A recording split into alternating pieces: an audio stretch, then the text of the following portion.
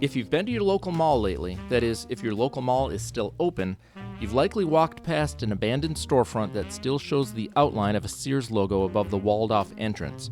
At the start of 2024, there were only about a dozen remaining Sears stores open in the United States, and by the time you watch this video, it's likely that number has decreased. But it wasn't too long ago that Sears was a giant of American retail and was considered by many to be America's favorite store.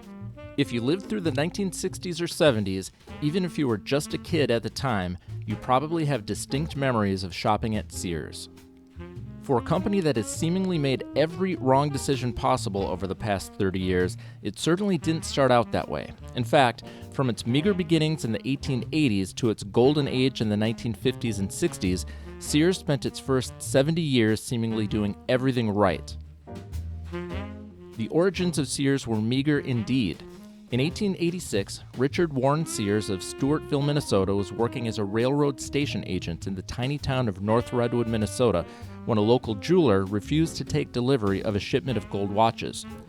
With a retail value of $25 each, Sears negotiated a deal to purchase the unwanted watches for $12 apiece. He then turned around and sold them to other station agents along the line at a discounted price of $14, earning himself $2 profit per item.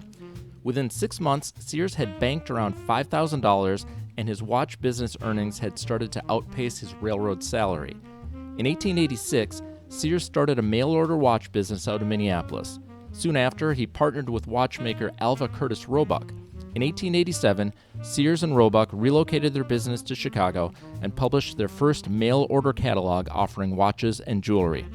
Their mail-order company was successful and grew rapidly. In 1893, they renamed the company Sears Roebuck & Company and began to diversify the product lines offered in their catalogs. The timing for a general merchandise catalog company couldn't have been better. Prior to the 1890s, people living in rural areas often had to travel long distances to the nearest post office to send and receive mail. But in 1896, a new service known as Rural Free Delivery was launched, which ensured that residents in remote areas would receive mail directly to their homes without any additional charges. Before the Sears catalog, farmers near rural small towns usually purchased supplies often at high prices and on credit from local general stores that offered only a narrow selection of goods. Prices were based on the storekeeper's estimate of the customer's creditworthiness, and therefore prices varied between customers. With the introduction of the Sears catalog and rural free delivery, residents of rural areas now had access to a huge selection of items that could be delivered directly to their homes and at set, published prices. By 1896, offerings as diverse as sewing machines, bicycles, dolls, stoves, and automobiles could be purchased through the catalog. The next big chapter of the Sears Roebuck story began in 1925 with the launch of their first retail location. At a time when most shopping was concentrated in downtown city centers, Sears experimented with an alternative location on the outskirts of Chicago. At the time, the store planned to rely on streetcar traffic to bring customers, but the rapid increase in car ownership during the 1920s helped bring in more shoppers than expected. The success of this first retail location led to dozens of further openings across the country. Store locations were mainly tied to the company's mail-order offices, typically located in working-class neighborhoods far from the main downtown shopping districts.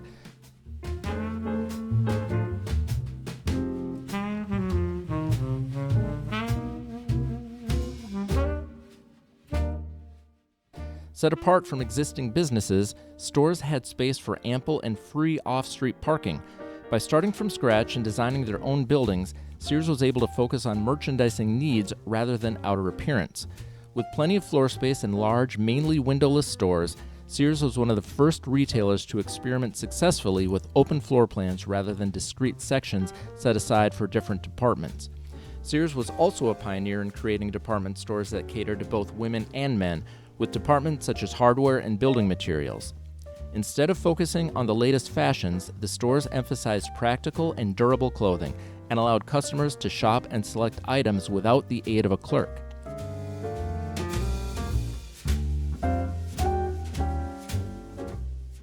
From the 1920s to the 1950s, Sears continued to grow with successful stores across the country.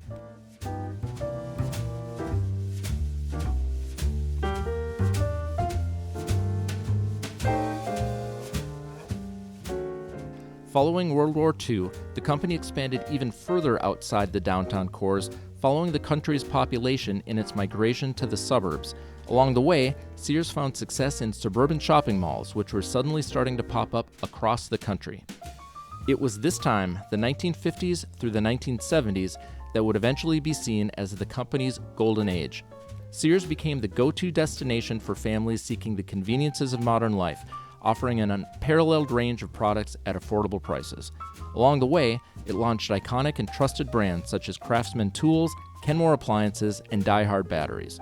Sears became known and trusted for its excellent customer service and satisfaction guarantee, a commitment that made shoppers feel confident in their purchases.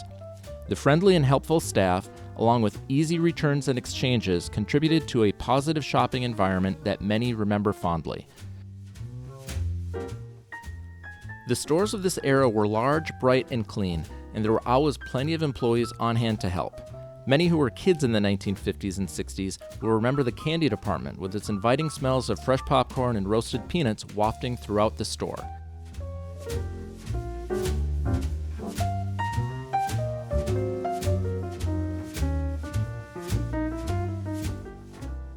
There were new fashions for mom, toys for the kids, and hardware and lawn equipment for dad.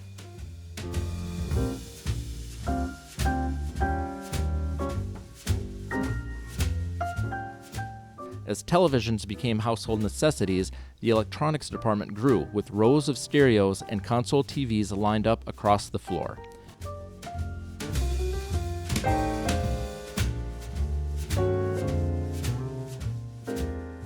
Many who grew up prior to the 1990s will remember the annual Christmas Wish Book. Released in the months leading up to the Christmas season, the Wish Book was filled with photographs and descriptions of all the toys kids never knew they were missing until they flipped through the full-color pages of the Wish Book, circling their selections. The Sears star kept rising through the 1970s, but the fall wasn't far behind.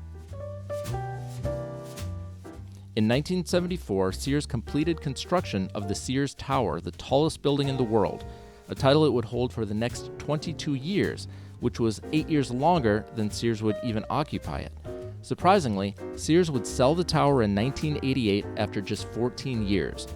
While the 600 employees of headquarters would remain, the merchandising group of 8,000 were dispersed to smaller, less costly facilities.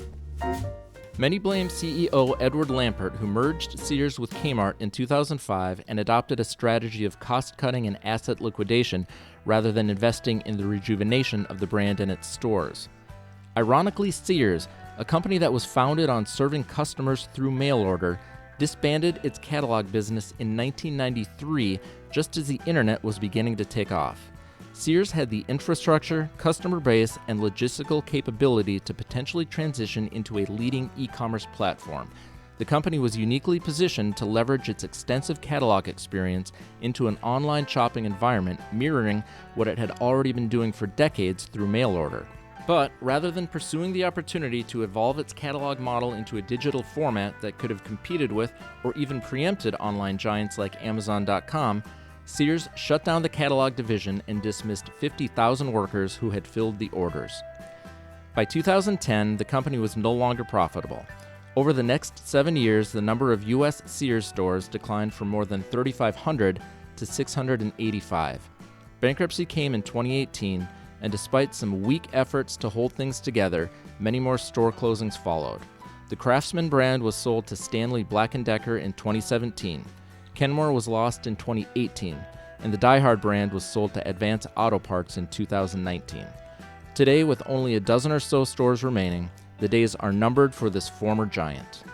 For younger generations, the Sears name will carry little meaning, but for those of us who witnessed the glory days, perhaps we can look beyond the faded storefronts and empty spaces and see this American icon as we remember it in the days of our own youth, when the opportunities seemed endless and the sky was the limit.